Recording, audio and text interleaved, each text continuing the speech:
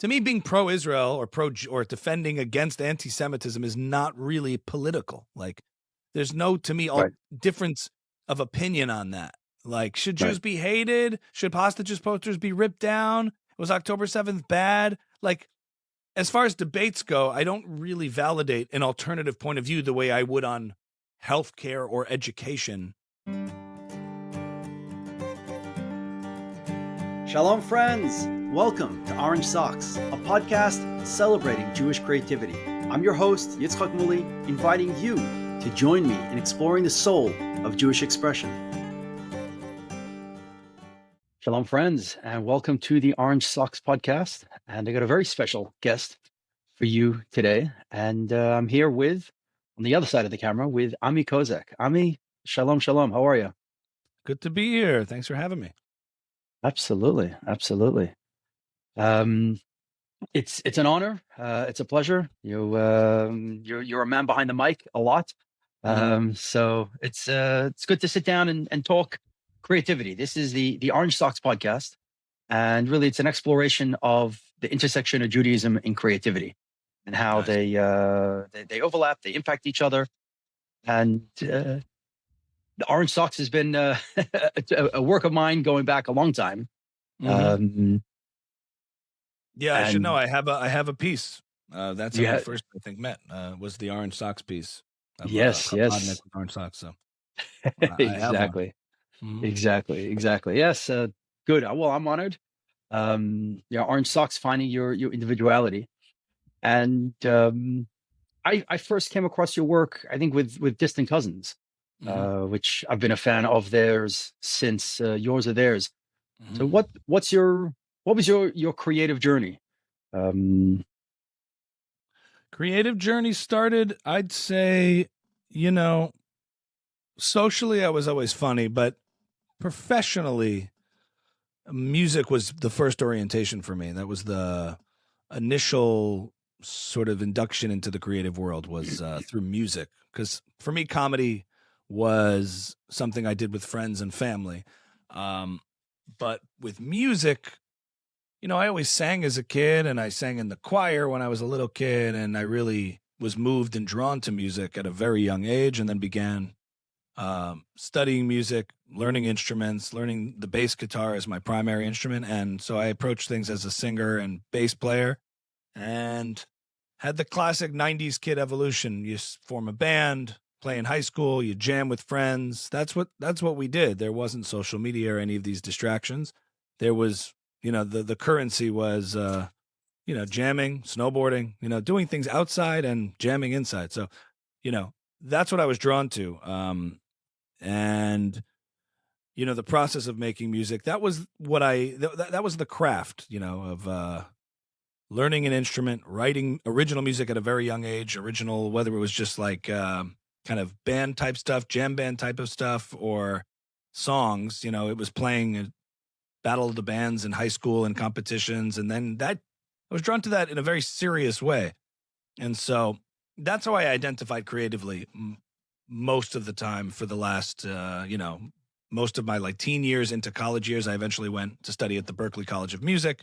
And that was my first sort of breakout from hobbyist to professional pursuer in the creative fields, not going to your typical college that an Orthodox Jewish kid goes to, but actually taking music to the next level to do it as a career, which has its own considerations. And that's what led me into creating music for film and television and getting into writing music for commercials, which eventually led me to get to LA to expand on that and expand my horizons in the world of film music and commercial advertising music, which eventually took me to start linking up with Dov Rosenblatt and David Swirsky. We formed the band Distant Cousins and had a lot of success in getting our music in commercials, films, television, theme songs, and eventually led me right back to making original music and performing live for an audience, because even though I tried to do the sort of Jewish thing of, focusing on advertising and, treating it like a business, treating it like a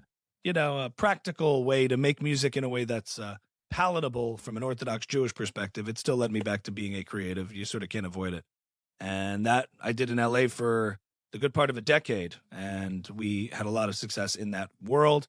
And then I started the comedy journey came sort of on the heels of into COVID as music stuff shut down for a minute. And I was still very active musically, but performing live kind of shut down for a minute. And I began taking to social media to post impressions and shtick and comedy, which I was able to sort of build that as well, a comedic identity, and then began doing stand up. And then when I moved to New York back from LA in 2021, I hit the stand up scene pretty hard and I've built that up as well. Yeah, definitely, multifaceted in your creativity, and it's an interesting journey. It's quite the journey, from one step to the other, but with that whole advertising piece in between. That using music, recognizing the financial, the value, really, if we call that the value of music, to the suits, to the whoever they are. How did your Judaism play into, like going off to college to pursue music? Yeah, How well, did Judaism play into your creative? Well, it always kind of put like certain boundaries around it, but it's not always in a bad way. It focuses you because when you're a Orthodox Jewish boy growing up, like you're not just like going out into the abyss with a guitar strapped to your back and whatever happens, happens. You're considering all the different, pressures of wanting to not only make money and make a living, but also have a family and a normative kind of life, which doesn't always coincide well with the touring musician's life. Like I knew I wasn't, right, even at an early stage in my career, I wasn't just going to go on the road for 15 years and get married when I was like 45 and maybe have one kid down the road. Like that wasn't the trajectory personally. And so I had to kind of find ways to do what I love to do and, engage with music in a way that was fulfilling, but also a little bit of pragmatism around that. How could I be someone who has a family, has a religious life as part of a community that's normative and fits that lifestyle while also being able to be in this world? So it sort of helps focus you a little bit in finding that balance early. And it prevents you from making rash, silly decisions, falling for the cool stuff that might not always be practical. Like it does kind of focus you and sometimes it can limit you. But I'm glad it kind of, that friction and tension exists because it helps to ground you in a world that's very chaotic, or can be. Yeah, that's so true. I mean, I'm coming definitely from a different perspective. So, I didn't, the family, I actually started my creative journey, 26, married with two kids, serving as a Chabad rabbi. So, I came, across it from a different angle. But yeah, the idea of Jewish life being grounding like that, even kind of like taking Torah out of it, taking the orthodoxy out of it or whatever it is, but just the grounding of a healthy, it's not healthy. I'm not passing judgment on a different lifestyle, but a balanced lifestyle, of family, children. That yeah, I'm sure there were sacrifices along the way, but at the end of it, you look back at the other people who were, at that beginning of that crossroad, and where are they now, and what are they up to? What are they doing? And right. I wouldn't sacrifice the personal for the professional. Too many people, I think, sacrifice professional. They sacrifice personal for the professional. I'll take if it's a choice between some professional sacrifice for personal gain, I think that's a proper orientation than professional gain at personal sacrifice. Because in the long run, all you really have is personal. I mean, obviously career matters and it's all very important in a certain realm and it's necessary. But if it comes at the expense of having something to come back to, as I would say in the hierarchy of things, the foundation is the personal stuff in order because everything sort of can stem from there. But if you focus only on professional and give no attention, if you don't, cater to that soil personally, then I find that even when you get the professional success, it can ring hollow and thin. I've seen it a couple in various cases. So just the perspective. No, I did. And from an early age, you knew that music would be a professional career, a way to raise a family, or did that come by chance? Was there a backup? Was there a plan B? Did your parents, how'd your parents react to all that? Yeah, it wasn't. My parents were an anomaly from the community that they're a part of. In the community, there's a lot of concern and pressure. And my parents, I guess, I saw a proclivity and abilities in me that they were very encouraging for me to pursue it at a professional level, at a career level. So in that sense, I was lucky to have that, and they were just kind of always encouraging. And my dad, my father, over the years, always made sure to bring up the practical realities and keep your eye on the ball and make sure take some business courses while you're in college too. The eye on the ball is like a big ball of cash, like be oriented in that way, which I sort of get. But yeah, it was very yeah, I didn't have a lot of patience or threshold for the other stuff. It would for I guess it's a blessing and a curse to know exactly what you're supposed to do. It's a real blessing to know what you're kind of meant for and supposed to do and what your purpose is. You don't have to ask yourself that question. And the curse to that is it makes it very hard to do other things. But, I made sure to really demonstrate that I would be willing to work very, very, very hard and leave nothing up to just resting on laurels or my talents or whatever and not have to actually put in the work. Because that's really what I think makes the difference in the long game. I think so too. I think there's artists and there's artists, and to be successful isn't just about the quality of the artwork itself, but it's the networking, it's the hustle, it's Mhm. it's the showing up, Mhm. doing all the other work that support the artwork itself. Right. The artwork itself, you of course you want that to be as brilliant as you can. But just creating art in today's world, definitely just creating artwork itself, isn't enough. In my creative journey, which I didn't go to art school, went to yeshiva. Mhm. But what I find is that there's three basic elements to all creativity, and there's what you say, your subject matter. There's how you say it, your medium, and then how you share it with the world, how you get it out there. Mhm. And how you share it with the world is becoming more and more, part of the equation. What do you do once you've created this song, once you've created this, you know, Mhm. video? I mean, it was always part of the equation. It was just a lot more limited once upon a time. So you just didn't have any options, recourse pathway to get it out into the world, except for a few things that were very inaccessible. And so I'd say now, if you're a creative, you have a better chance than any other time in history because you have the ability to distribute, to market, to put yourself out there, to reach people. The mechanisms are all in front of you. I think most people just don't want to put in the work that's needed to do that. So they want it quickly. They want it fast. They feel entitled to it because they are good at what they do, and that's true. You could very well be very good. But what did you do back in the day? Was it the good old days of what, trying to find the one person to discover you like a lottery ticket? I don't know. I, Right. I wouldn't I wouldn't long for those days where there was no other way to be discovered. Um, Now you have every which way. You just have to do the work. You know. So I'd rather the chances be greater and it be more in the control of the artist, even if that means more work. It means more control, more agency. I'd much Yeah. rather that than the old days of crossing your fingers and hope you get discovered at the right gallery at the right time, like it's some cinematic movie. You know. Right. Well, Hmm. I definitely agree with that. I think one thing you need to be able to do is rise above the noise. Hmm. That's the flip side of that is everybody is, an influencer. Everybody's, sharing, saying something. So you got to be able to, rise above the noise. And yeah, it takes effort. It takes Hmm. consistency. Um, yeah, and to be there in the long run. It's even when the going's tough, to keep at it, to keep going. You have no other Very option.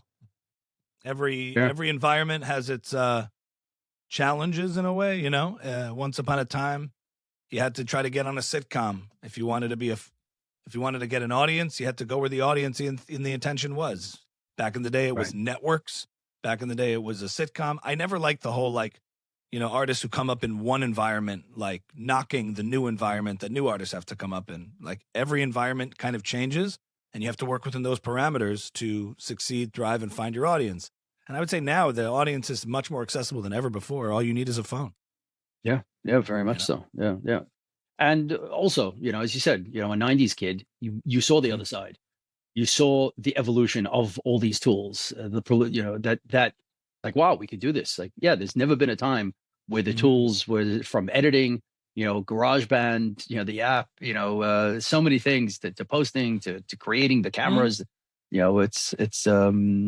It really is. It's a great time to be able Yeah, to I create and get I'm out there. much I'm much more positive, is that the word bullish, about technology and the use of technology and the benefits it's had for artists? Because everybody focuses on the negatives, the devaluing, the saturation. It's like, yeah, all right, but I'm coming to you from a studio that I put together on a camera that I have, from a platform that I'm building myself, unheard of. Couldn't make albums back in the day, you couldn't make anything. What could you do? You were trapped. And then what? You want the days of the one hit wonder that gets trapped by labels who own their masters and they can't do it. It's just like, pick your poison, man. It's way better. Way better. I'll take this Yeah. alternative. So Yeah. I'm generally much more positive about it. And I think a lot of it is people just get upset about the fact that they have to do the work, have to put in the time, and they don't want to. Right. Yeah. Yeah. No, there's no shortcuts. There's definitely no Hmm. shortcuts. Not then and not now. And maybe then, Right. whether it was winning a lottery ticket or not, but there was definitely work. You got to be at the right place at the right time. There's definitely a lot of work Hmm. to that. I mean, one thing I find with the Jewish world, I realized early on, I don't think I'm going to make a splash in the broader art world. I'm not going to Hmm. make it, and I'm not even going to try. But Hmm. in the Jewish art world, I feel I have something to say, something to share, and I think majority of my audience are Jewish people, and I'm sharing to them, and whoever picks up along the way, for sure. But kind of in a way being a big fish in a small pond, as a. Hmm. Yeah, I think Jews have a hierarchy of, we consider the secular world to be legit and the Jewish world to be not as legit, not as cool, not as cachet. Yeah. And depending on your perspective, in the age of social media, every world is a niche world. No one is universally known to anyone anymore in the way it used to be. So the Right. secular, the religious, it's all overlapping, and there's universality in the specificity of the person trying to be famous to everybody with no community would kill for a niche audience. That's what people don't realize. Yeah. People are out there like a Yeah. secular artist with no identity or not a signature community that would just love to be his customer would kill for the Jewish artist who has a community built in, fixed in that they can speak to and actually express a point of view and a perspective. So, you know, And it's have a common, yeah, it's 100%, and have yes. common ground with, and So, so on. Yeah, that is very mhm. true. That's very, very So true. if your framework of success is this impossible abstraction of perception of like fame from a preconceived notion of like what that looks like, then everything will always look like a failure and you won't enjoy the process along the way. But, if you are doing what you love to do and people are supporting you, whoever, wherever they are and whatever community they're a part of, that's a win. You have to assess it in reverse. Otherwise, even real fame or accomplishment won't feel that satisfying. The perception of it will be a lot better than the reality. Yeah, Seth Godin says, you have to be the best at, and Mm-hmm. then just define what that at is. If you're the Mm-hmm. best, organic, pizza in, Enoch, then Mm-hmm. you're the best. You're the best within your world, and you'll find your people. Mm-hmm. Um, Right. Right. Also, people are, if you're only after audience or recognition, but don't like the actual medium by which you're getting it, then you're in for a very painful journey. Um, if you don't love making pizza or making art or making jokes or playing music, like that's most of the grind. right. Most Right. of it is spent doing that. At least it should be. That way you actually have something to offer to people. And if you don't like that and you only like the recognition it may or may not get you, then you're in for a big disappointment. Yeah. But if Yeah. every time you play a gig or make a video or do a set and feels good and fulfilled, then every step along the way is something to be grateful for.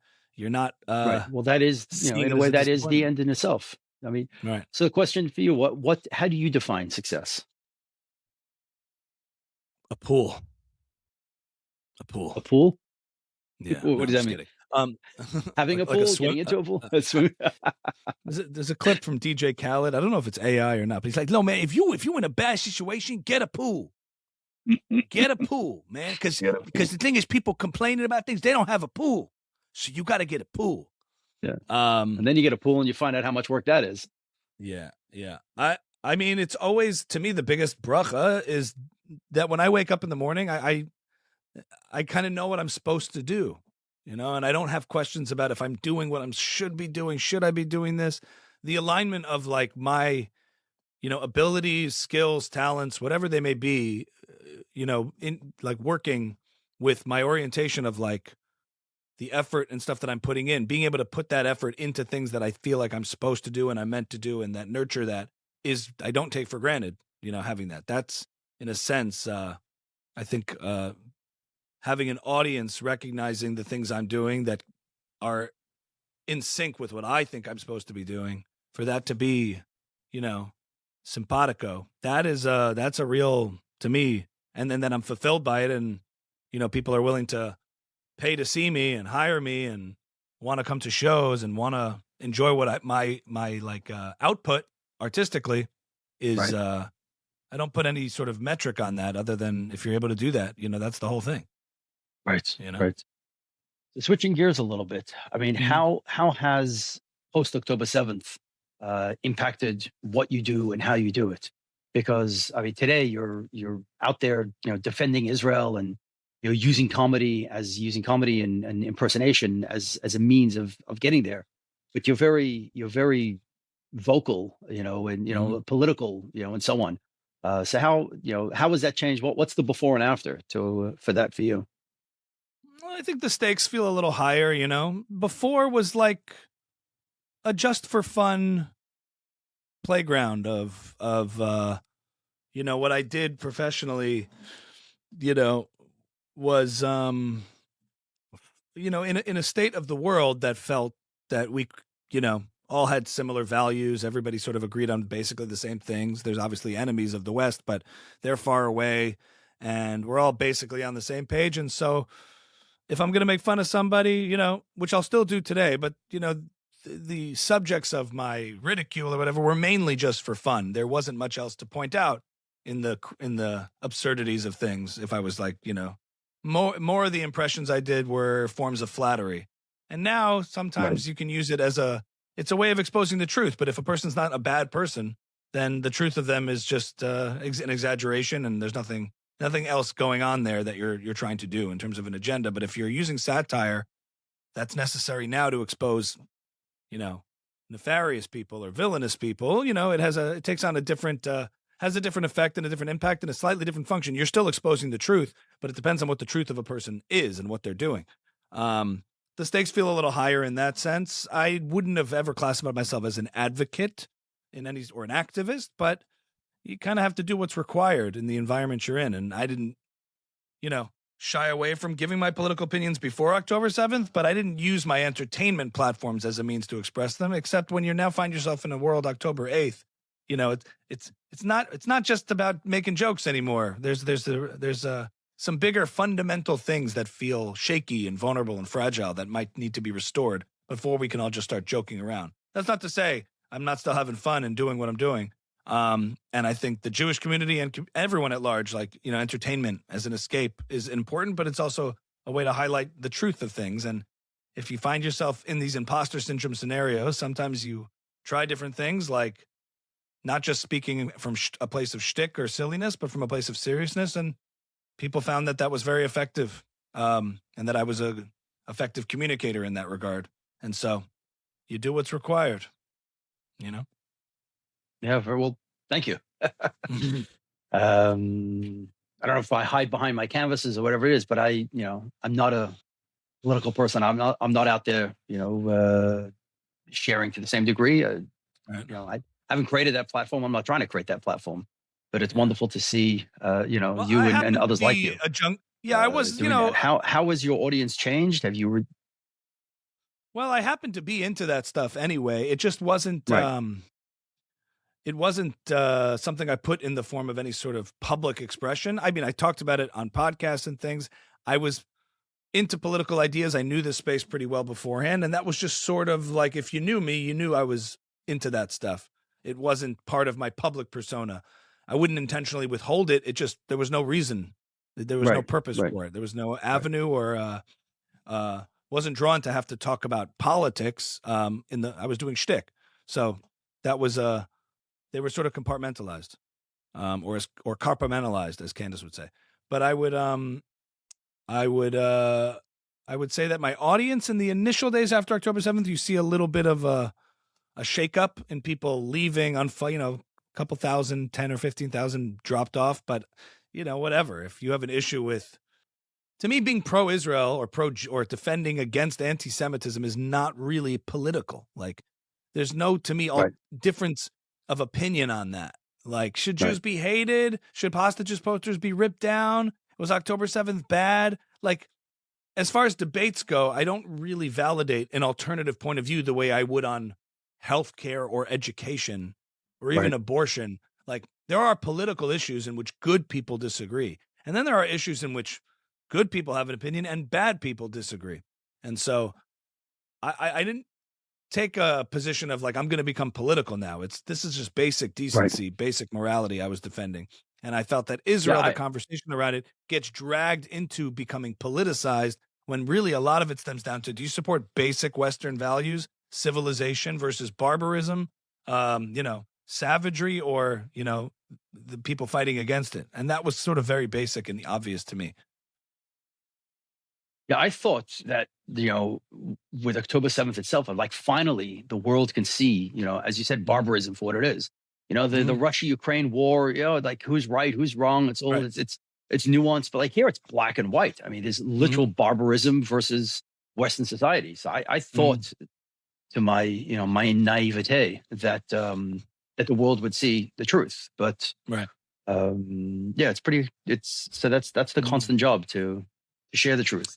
To put it out there. I never took it as like, I'm going to take a political position now. Obviously it gets put in that lens, but to me, I'm like, this isn't political. We're not having like a political, I was not interested in, especially on October 8th, 9th of 2023, like having discussions on the nuance. I'm like, this is pretty obvious stuff here. So. We're Jewish, we're proud. And, I share, I don't do what you do, but I have my art. I have my October 7th memorial. I have actually an October 8th piece, about Jewish resilience that I'm working on. My menorah. So we each of us have to, share our light, share our voice, with the gifts that we have. Yes, for sure. I think it's good for artists, especially to, serve as a vehicle, not just to be demonstrating and defining ourselves by what we're fighting against, but rather what we can produce, what we can make, what we can contribute. Like, there's been an outpouring of that in the post-October 7th world, which I'm very, encouraged by. Like, Distant Cousins did an album that was sort of hybrid English and Hebrew, taking some ideas from Tehillim and other things and being able to express that. And I think it's sort of, October 7th changed for me as an artist in that it really melted away any barriers I had to concealing or shying away from being proudly Jewish as an artist. Like, I didn't care. You throw a Hebrew verse in there, great. Let's mix it up. Like, I don't have to try to pass in the non-Jewish world to be legitimate as an artist who just happens to also be an Orthodox Jew if you find out the details. I think Jews exist like that, where we have our personal private lives and then we try to get out there, especially as an artist, and pass as a secular artist or a legitimate artist. And those kind of divisions or hierarchies of legitimacy kind of really disappeared for me. Yeah, and so many Israeli artists, so many Jewish artists, who were out there in that bigger arena were canceled. And you were just canceled because you were Jewish. You were canceled just because you were Israeli, irrelevant of your political opinion itself. So, those who are going to hate us, they're going to hate us. So, we got to stand up proud. We got to, as you said, add those words, add the Jewish lyrics to the song. There's been a real renaissance. See who we are. It's been a real renaissance of Jewish art, music, and culture, and even pre-October 7th with the stuff, whether it's Yishai Ribo, Omar Adam, like there's a lot of enthusiasm about proudly Jewish, unapologetic art, music, all those kinds of things that have, I think, found audiences because of social media, because every sort of art has found its audience or has the ability to. So it all kind of complements each other, you know? Yeah, very, very much so. It's as you said, to wake up and to know this is what I got to do. This is my mission. Mm-hmm. This is, the gifts I'm given. This is what I got to do. This is how I got to do it, Mm-hmm. and putting in that work and doing Right. and yeah, being a light Mm-hmm. to who preaching to the converted, preaching to the choir, but Mm-hmm. at the same time, you know, social media goes everywhere. Everyone, anyone Mm-hmm. can see it, and I think that the greater audience seeing Jews being proud of being Jewish is healthy. Is a very good thing. Yeah, ultimately, I don't worry too much about. I was at the Israeli Day Parade the other day, and it's like, you're wearing like an Israeli flag walking around New York City, and then I'm like, most people, it seems, even if they have an issue with it, are cowards and they're not going to say anything or ruffle feathers or whatever. And I think standing by your principles and values unapologetically, even if it might, I don't know, elicit the ire of the world or condemnation, also an element of respect because you're not intimidated or being told to shy away, or you kind of see that in places like Europe, UK, France. Obviously safety is always a concern, and you should be diligent and prudent about it, but there's a sort of cultural shame, shying away.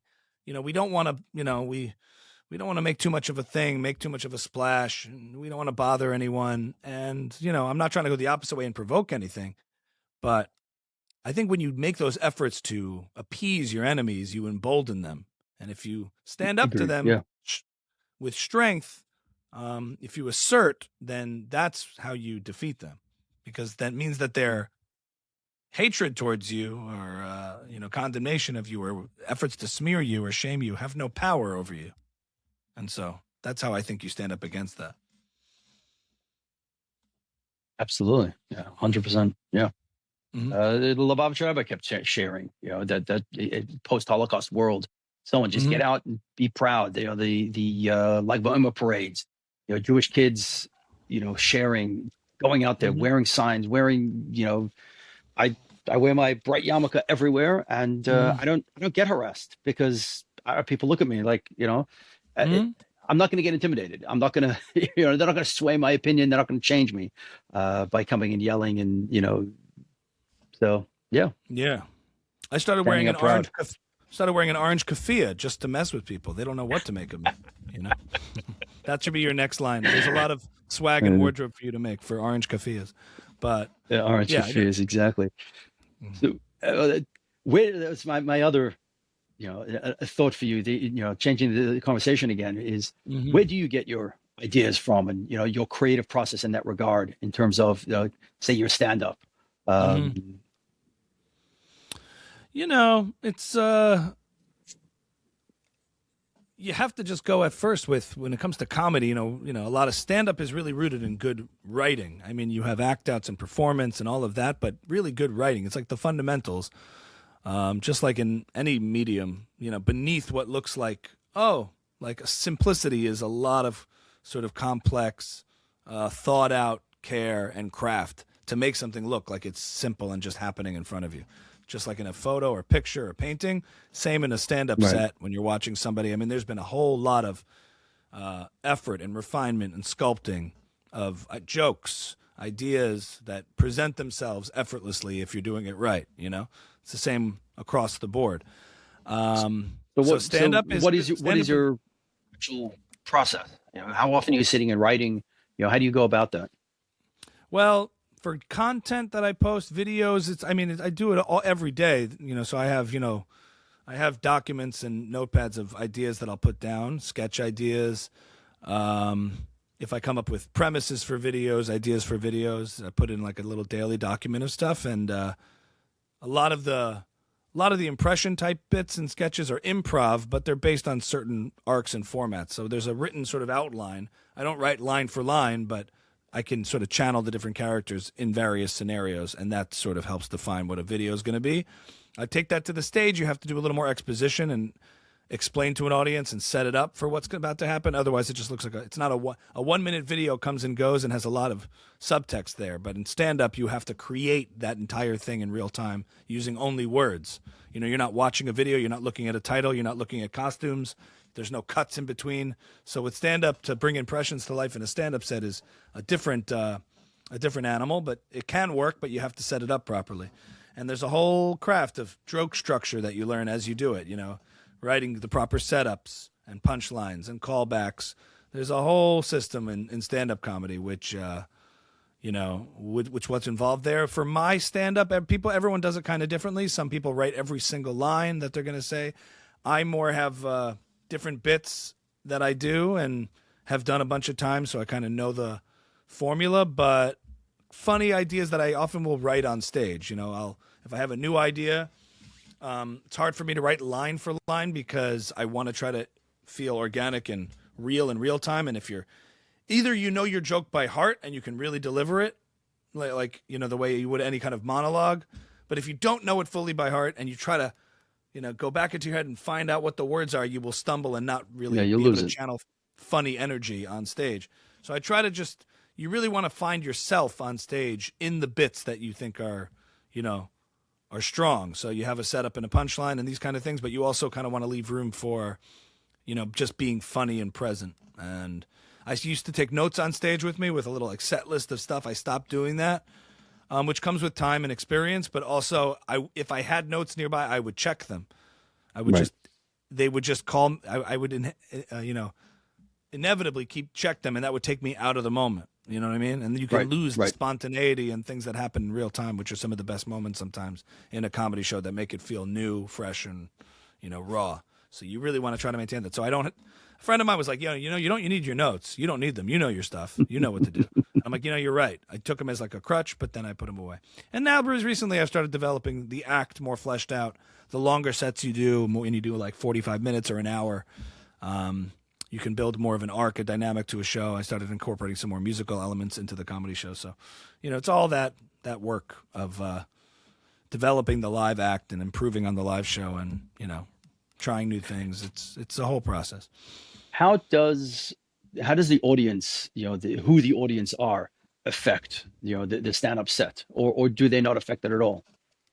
No, they have to affect it because the audience, stand-up comedy is audience dependent in ways that other formats are not quite as viscerally, you know, audience dependent. I mean, obviously, even with music, you know, you adjust the set depending on if it's going to be a big crowd, small crowd, intimate, big room, small room. So you choose different songs in a sense, but in stand-up in real time, you have to make adjustments. If it's a from crowd that will get the references, you know, then you can know what you can do. And it's like part of it is being able to connect with an audience. In the same way that, you know, if you're playing music for a crowd that is Israeli, then certain songs will get everybody going because they know it. It'll be a hit or something like that, or a cover song that a certain crowd might like. So in music, you adjust too, but in comedy, similarly, like there are certain jokes that are more inside baseball and, you know, like more Jew-centric or religious references, things like that. And if it's not, then maybe you're appealing to more universal, broader concepts, relationships, you know, all the kinds of things that are universal. And if it is a religious concept, you might have to set it up and explain it more. Age, younger, older, married, not married, single, you know, Zionistic crowd or yeshivish, like all sorts of things will work. And that's the issue. Like, you know, with jokes, there's some, you know, in a certain room, with a certain crowd, a joke could destroy and be your biggest hit. And in other rooms, it may not work at all. So that's the pain that comes with stand-up. It's inconsistency, and you have to try to just be good most of the time. Try to be good all the time so you can be great some of the time, you know? Right. So say with that longer set, that 45-minute set, if you have a drastically different crowd than, you know, the previous ones, you know, where you've kind of built that set, is it that you just skip those jokes and just don't even say them, or you just hope for the best even though, context isn't quite right for the audience. Yeah, if I'm doing an hour headlining, then the audience is generally holding. I'm not usually doing 45 to an hour for a crowd of strangers. Those scenarios are usually people who've come to see me. So you're generally Okay. not doing an hour-long show for people unfamiliar with you. In those scenarios, you're doing, if it's new crowds, 10, 15 minutes, you're opening, you're the middle, you're not the headlining act. In opportunities where you get to do longer, I would say you don't have the issue of having to like really cut stuff that they may not get because they're familiar with you. It's rare Right. that a brand new comic or a brand new audience is going to be sitting in front of somebody they've never For heard that of and have period, no idea what they're about. for that long. Yeah. No, fair enough. Fair enough. Yeah, it's a whole different world for me. What's next for you? What's on the horizon? What are some of the projects that you're working on? The podcast has really been a lot of my energy these days is really kind of cultivating the audience for the long form conversational stuff I'm doing, interviews, guests, topics to kind of, there's the short form content that I do. Sketch comedy is on a regular basis. That's been really fun and that helps sort of as an engine of attention and growth. There's a lot of people coming in from that, but I also am building that smaller, intimate community of podcast listeners and patrons who are helping support the channel. The podcast called Ami's House. It's the Ami's House podcast. So we talk about a lot of the issues. It's sort of right behind me. You're in studio, and that's been growing steadily, and hope to have more growth there over the next year. So I'm looking forward to that. And we still play with the band. Distant Cousins is still active. We still are playing at events and doing shows. We're all in a little bit, separated by actual distance now. We're in different places, but we still have a lot of we have unreleased music that we're planning on releasing, and that should be nice as we compile the next batch of songs to go out. I still do some sketches with some other Jewish comedians in the J Sketch Trio. It's me, Eli Leibovitz, and Mike Greenblatt, and when we can, we try to cover inside Jewish baseball humor. I feel like there's always been a little void there, a scarcity of like authentic sketch comedy that represents our world. So those have Right. been good. And just it's all about just consistency and the daily grind. Absolutely. I'm loving it. Mhm. I'm loving it. Yeah. Ami, thank you. Yeah. We close up with two scripted questions. Sure. Question number one is Mhm. who are three Jewish creatives across the gamut of what you do Mhm. that you think the audience should know about? Oh, these are such tough questions. Whenever I have to narrow it down, I always go blank on Jewish creatives because I always think of them afterwards, and I never give the answer that I really believe. Or no, there's always somebody I'm like, oh, they should definitely check that out. Well, yeah, I'll just say this: like, it's been a really nice thing to see, like the renaissance of like Jewish stand-up, And I don't just want to credit ourselves, but as I mentioned, Jay Sketch and Dovie Newberger and a bunch of other guys in the Jewish comedy scene that are like really elevating Jewish comedy. That's been really nice to see. It said you had Elon Gold and Modi kind of paved the way in that sort of niche Jewish comedy. And in the age of social media, as people are able to build up their like niche audiences, I think that we've been able to connect in a deep personal way by bringing authentic Jewish comedy to that. So I'm not just saying ourselves, but people in that space, in the Jewish comedy space, there's been people to look out for.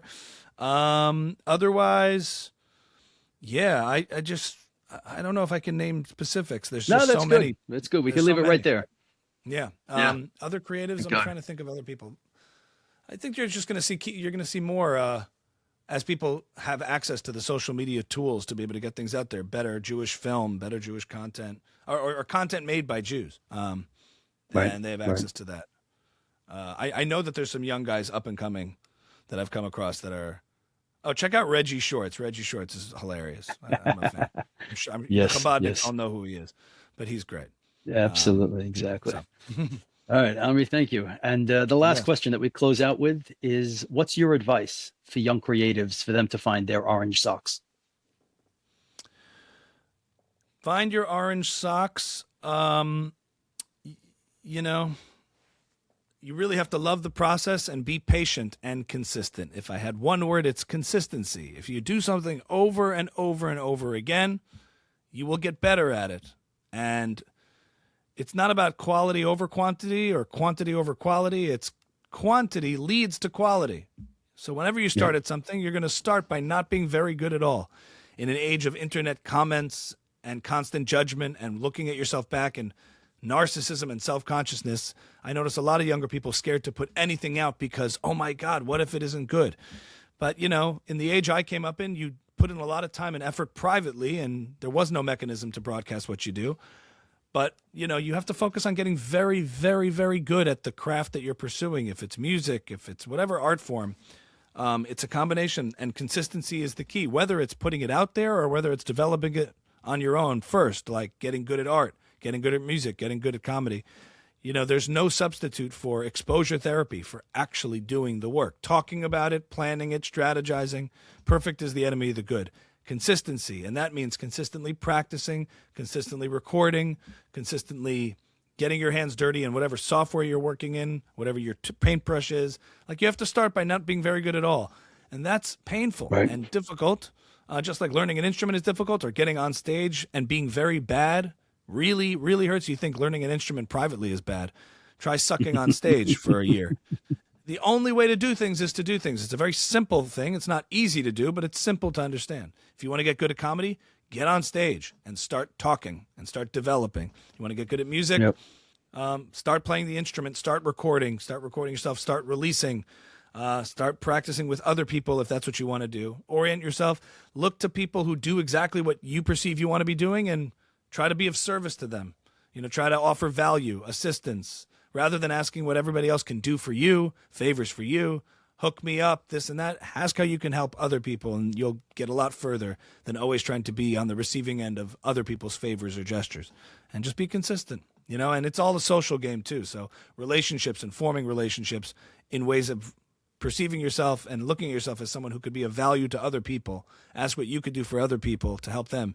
And forming those relationships once you feel you have what to offer artistically and get out there, you know, ask how you can be of service. And it's a social game. So it's all about those relationships in those early days. And those are the little pieces of tidbits I can offer. I love it. Ami, thank you. Thank you for your time. My pleasure.